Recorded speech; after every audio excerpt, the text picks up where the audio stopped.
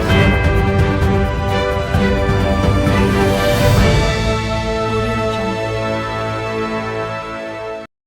Maulid Akbar Tastafi Sumatera Utara, Ahad 14 Januari tahun 2024. Balai Raya Aceh Sepakat Jalan Mengkara, nomor 2 Medan. Kami dari Ketua Panitia Maulid Tastafi Maulid Akbar ini, mudah-mudahan dengan kita adakan Maulid Akbar ini, seluruh umat Islam, khususnya orang kita Aceh yang ada di Sumatera Utara, bisa bersatu di bawah payung Tastafi.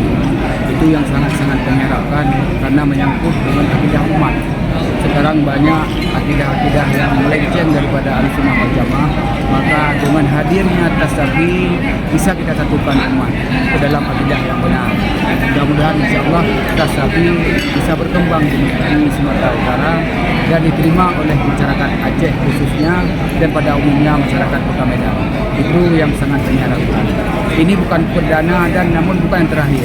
Mudah-mudahan setiap tahun bisa kita rayakan Maulid Akbar seperti ini, insya-Allah. Mudah-mudahan dengan kekompakan kita semua, khususnya masyarakat Kota Medan, insya-Allah Tastafi bisa berkembang di Kota Medan. Kehadiran yang pertama ya, kehadiran Tastafi di Sumatera Utara ini sungguh-sungguh sangat mewarnai kita-kita yang ada di Provinsi Sumatera Utara ini.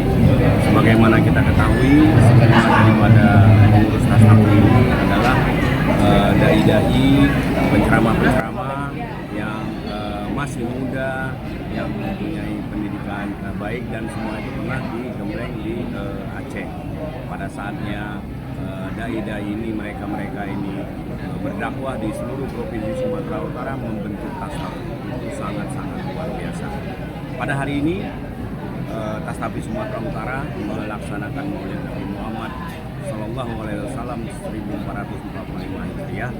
Mudah-mudahan dengan memaknai Maulid ini, silaturahmi di antara para pengurus Tastafi dengan seluruh unsur masyarakat Aceh dapat terjalin dan berikan hingga akhir hayat. Amin.